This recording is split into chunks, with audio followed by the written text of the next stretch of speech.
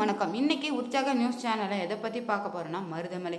குன்றி இருக்கும் இடமெல்லாம் குமரன் இருக்கும் இடம். முருகப்பெருமான் அமர்ந்து அருள் புரியும் அற்புத தலங்களில் ஒன்றுதான் கோவை மாவட்டத்தில் இருக்க மருதமலை. இந்த மருதமலையினுடைய சிறப்புகளையும் தைப்பூச திருவிழாவை ஒட்டி மருதமலையின் செய்யப்படும் வழிபாடு முறைகளையும் முருகனின் சிறப்புகளையும் பற்றி இந்த வீடியோவில் பார்க்கலாம். அதனால் வீடியோவில் எந்த இடத்துல ஸ்கிப் பண்ணாமல் முழுமையாக பாருங்கள். மறக்காமல் நம்ம உற்சாக நியூஸ் சேனல் சப்ஸ்கிரைப் பண்ணிக்கோங்க.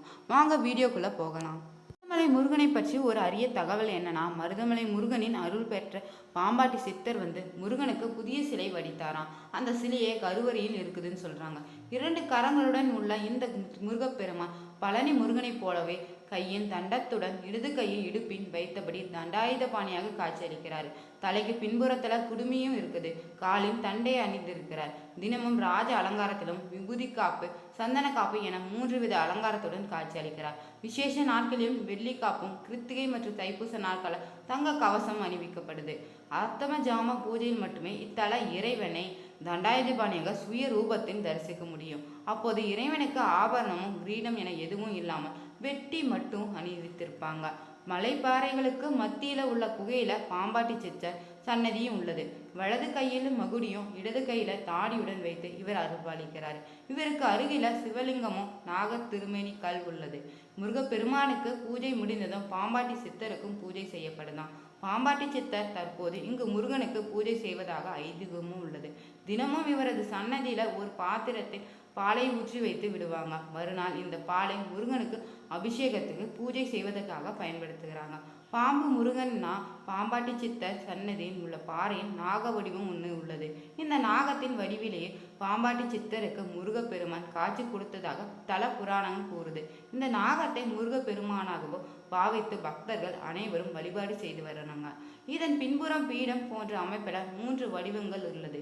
இவற்றை சிவன், கணபதி, அம்பிகையான கருதி பூஜை செய்கிறாங்க. பொதுவாக முருகன் தான் சிவன் அம்பாளுக்கு நடுவில் காட்சியளிப்பார். இங்கு விநாயகரும் பெற்றோருக்கு மத்தியில காட்சியளிக்கிறாரு. பார்த்தோம்னா அரச மரத்தடியில தான் விநாயகர் பெருமான் வீற்றிருப்பார்.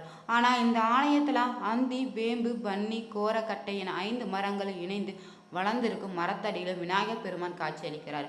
5 மரங்கள் இணைந்த ஒரே மரத்தின் அடியில இருப்பதால் இவரை பஞ்ச விருட்ச விநாயகர் என அழைக்கிறாங்க. இவருக்கு அருகல முருகப்பெருமான் மயில் மீது அமர்ந்தபடி கையின் வேலுடன் காட்சியளிக்கிறார். மருத மரங்கள் நிறைந்ததும் நோய் தீர்க்கும் மருந்து குணங்களும் உடையதும் மூலிகைகளை கொண்டதுமான மலையில் அருள்பாலிக்கிறார். இதற்கு மருதாச்சல மூர்த்தி என பெயரும் உண்டு. மருது முருமை இத்தலத்தில் விருட்சமாகவும் தீர்த்தத்தின் பெயர் மருது சுனை எனவும் தீர்த்த பிரசித்தி பெற்றது. மலையில் உள்ள ஒரு மருத மரத்தின் அடியில இருந்து இந்த தீர்த்தம் உற்பத்தியாகி வருவதாக சொல்றாங்க. இந்த தீர்த்தமே சுவாமியின் அபிஷேகத்துக்காக பயன்படுத்தப்படுகிறது. சிவன் அம்பாளுக்கு நடுவில் முருகன் இருக்கும் அமைப்பை சோமஸ்கந்த அமைப்புன்னு சொல்லுவாங்க. இங்கு சிவன் அம்பாளுக்கு நடுவில் தான் முருகப்பெருமான் காட்சி தருகிறாரு. முருகனுக்கும் என்றாலும் சுவாமிக்கு வலதுபுறம் பட்டீஸ்வரரும் சந்நிதி இருக்குது. இது மட்டும் இல்லாம மருதமலை கோவிலுக்கு செல்லும் வழியில அடிவாரத்துல தான் தோன்றி விநாயகர் சன்னதி இருக்குது. இங்கு விநாயகர் சுயம்புவாக இருக்கிறாரு. யானை தலை மட்டும் உள்ள இவருக்கு உடல் இல்லை. இவர் மலையில் உள்ள முருக சன்னதியை நோக்கி தும்பிக்கையை நீட்டி காட்சி தருவது சிறப்பம்சமாக உள்ளது. அருகில் மற்றொரு விநாயகர் சிலை பிரதிஷ்டை செய்யப்பட்டுள்ளது. சுயம்பு விநாயகருக்கு பூஜை செய்த பின்பே பிரதான விநாயகருக்கு பூஜை நடக்கிறது. முருகனுக்கு உகந்த நாட்களான கிருத்திகை, சஷ்டி மற்றும் விசாகா அமாவாசை நாட்களில் இவருக்கு விசேஷ பூஜைகள் நடைபெறுது. எனவே தம்பிக்கு உகந்த விநாயகர் என்னும் அழைக்கிறாங்க. மருதமலை சுப்பிரமணிய தரிசிக்க இவரையும் வணங்கி விட்டு தான் செல்ல வேணும். முருகனுக்கு வாகனம் மயில் என்றாலும் ஒரு சில ஊர்களில் மட்டும்தான் கோவில்களை அவரை விழா காலங்களில் குதிரையின் எழுந்தருள செய்வாங்க. இதற்கு காரணம் என்ன தெரியுமா? முற்காலத்தின் இக்கோயில திருடர்கள் கொள்ளையடித்து விட்டு தம்பின. அப்போது முருகன் குதிரை மீதேறி சென்று அவர்களை மறித்து பொருட்களை மீண்டும் கோயிலுக்கு சேர்க்க செய்ததாகவும் சொல்லப்படுகிறது. அதோடு திருடர்களை பாறையாகவும் மாற்றிவிட்டாராம். முருகன் குதிரையின் வேகமாக சென்ற போது குதிரை மிதித்த இடத்தில் பள்ளம் உண்டானது. மலைப்பாதையில் உள்ள ஒரு பாறையில் இந்த தலம் இருக்கிறதாக சொல்லப்படுகிறது. இக்கல்லையை குதிரை குழம்பு என அழைக்கிறாங்க. இம்மண்டபத்தின் முருகன் குதிரை மீது வந்த சிற்பமும் இருக்குது.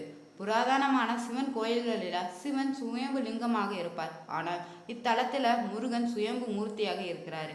இவருடன் வள்ளி தெய்வானை சுயம்பு வடிவில் இருப்பது விசேஷம். முருகனுக்கு பின்புறத்துல ஒரு பிளவு இருக்குது. வள்ளி உயரமாகவும் தெய்வானை சற்று உயரம் குறைந்தும் காட்சியளிக்கின்றாங்க. இந்த முருகனை இத்தலத்தின் ஆதி மூர்த்தி ஆவார். இவரது சன்னதி ஆதி மூலஸ்தனம் என அழைக்கிறாங்க. இவருக்கு முதல் பூஜை செய்யப்பட்ட பின்பே பிரதான முருகனுக்கும் பூஜை நடக்குது. கிருத்திகையில் பக்தர்கள் இவருக்கு அதிக அளவில் பாலாபிஷேகம் செய்து வழிபடுவாங்க. மருதமலை கோயில் அடிவாரத்தில் வேல்கோட்டை என தியான மண்டபம் அமைந்துள்ளது. இக்கோயில் வேல்தான மூலவர் சுமார் 6000 அடி உயரம் கொண்ட அழகிய சிற்ப வேலைப்பாடுகளுடன் கூடிய வேல் கருவறையில பிரதிஷ்டை செய்யப்பட்டுள்ளது. வேலின் தண்டு பகுதியில பஞ்சபூத சக்கரங்களும் செதுக்கப்பட்டுள்ளதாக வேலின் முகப்பில இயற்கையான வெளிச்சம் விழும் விதத்திலும் அமைந்துள்ளது. காமதேனு என்னும் தெய்வீக பசு இம்மலையில பசி நீங்க மேய்ந்து மருத மரத்தின் கீழ் இருந்த நன்னீரை பருகியதாக பேரூர் புராணத்துல காச்சியப்ப முனிவரும் கூறியிருக்கிறார். இந்த கோயில் வளாகத்தின் மூலவருக்கு சற்று தள்ளி படிக்கட்டு கீழே போய் பார்த்தோம்னா பாம்பாட்டி சித்தர் கோயில் அமைந்துள்ளது. இக்கோயில்ல பாம்பாட்டி சித்தரின் குகை என கூறுவாங்க. இக்கோயில்ல சிறு குடைவர அமைப்பில் உள்ளதும் உட்புறத்தில் ஒரு பாறை பாம்பு வடிவிலும் இருக்குது. சுமார் 837 படிகளுடன் அமைந்த மலை கோயில் இதுதான். வரதராஜ பெருமானுக்கு சன்னதியும் இருக்குது.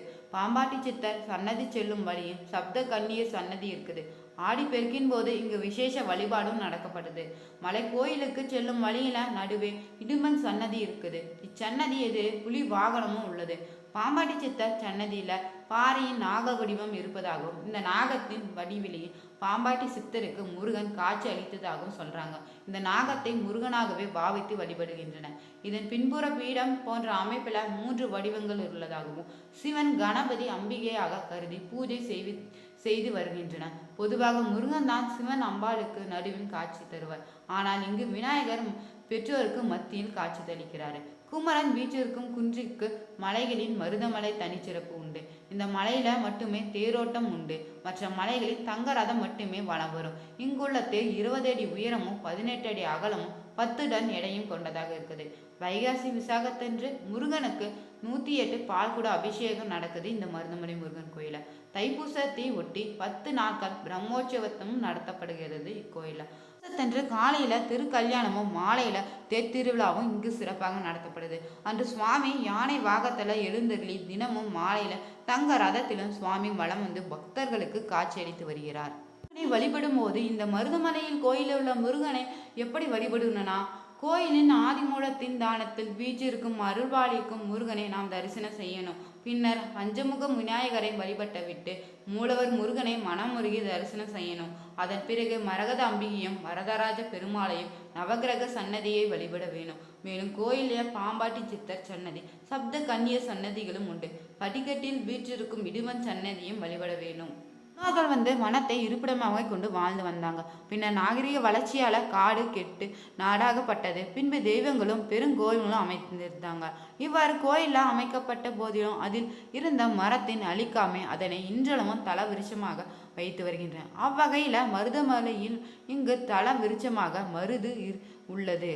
மருதமலை மூர்த்தியை அருள் பெற கடலென திரண்டு வரும் பக்தர்களின் வசதிக்காக பல்வேறு திருப்பணிகள் செய்யப்பட்டுள்ளன. மலையின அடிவாரத்துல மலை கோவிலுக்கும் மனம் கவரும் மனைப்பாதை அமைக்கப்பட்டு உள்ளது. சிற்றுந்துகளும் கோவில் நிர்வாகத்தின் சார்பாகவே இயக்கப்பட்டு வருகிறது. மலைச்சாலையிலும் படிக்கட்டுகளிலும் இருபுறமே மின் விளக்குகள் அமைக்கப்பட்டு பக்தர்கள் பகலில் மட்டுமின்றி இரவிலும் வரும் வசதி ஏற்பாடு செய்யப்பட்டுள்ளது. பக்தர்களின் வசதிக்காக அடிவாரத்தில் 12 அறைகள் கொண்ட மருதன் தங்கு விடுதியும் அமைந்துள்ளது. இதுல குறைந்தபட்ச கட்டணமே வசூலிக்கின்றன. மலை மீது திருக்கோயில் அமைவிடம் மற்றும் பேருந்து நிறுத்தம் ஆகிய இடங்களை பக்தர்கள் அருந்துவதற்காக சுத்திகரிக்கப்பட்ட குடிநீரும் ஏற்பாடு செய்யப்பட்டுள்ளது. மலை மீது ஆண் பெண் இருபாலருக்கும் தனித்தனி கழிவறைகளும் உண்டு. மலையை மருந்து மலை என்னும் சொல்லும் வகையில மக்களின் உடற்பிணியும் மனப்பிணியும் நீக்கும் மூலிகைகளும் மரங்களும் நிறைந்தே இருக்குது. அருமையான காற்றும் அமைதியான சூழலும் மனதிற்கு மகிழ்ச்சியை அளிக்குது. தவம் செய்வோர் அருளாளர்கள் இறப்பில்லா இருவாழ்வு அடைய கயல்காப தேடி இம்மலையை வந்து தங்குவாங்க. காமதேனு எனும் தெய்வீகத்தன்மை இம்மலையில பசி நீங்க மீது மருத மரத்தின் கீழ் இருந்த நன்னீரை பருகியதாக பேரூர் புராணத்தின் காட்சியப்பு முதலியாரும் சொல்லியிருக்கிறாங்க. நாட்களாகவே திருமணம் ஆகாமல் திருமண தடை ஏற்பட்டு வருபவங்க இக்கோயில் உள்ள சுவாமிக்கு பொட்டு தாலி வஸ்திரம் வைத்து கல்யாண உற்சவம் நடத்தின கட்டாயமாக விரைவில் திருமணம் நடக்குமா. குழந்தை இல்லாத தம்பதியினர் 5 வாரம் வெள்ளிக்கிழமை தோறும் வழிபாட்டு செய்து வந்தால் நிச்சயம் முருகனின் அருள குழந்தை கிடைக்கும். அவருடைய வேல் சூரர்களை வெற்றி கொள்ள புறப்படும் போதோ அல்லது திரும்பி வரும்போதோ குதிரை குழம்புகள் பதிந்த இடங்கள்னு சொல்கிறாங்க. அது மட்டும் இல்லாமல் உண்டியலின் பொருட்களை திருடர்கள் களவாடி செல்ல அவர்களை முருகப்பெருமான் தேடி சென்ற போது ஏற்பட்ட குளம்படி. இந்த வீடியோ உங்களுக்கு பிடிச்சிருந்தா லைக் பண்ணுங்கள், ஷேர் பண்ணுங்கள், கமெண்ட் பண்ணுங்கள். மறக்காமல் நம்ம உற்சாக நியூஸ் சேனலை சப்ஸ்கிரைப் பண்ணிக்கோங்க. Thank you viewer.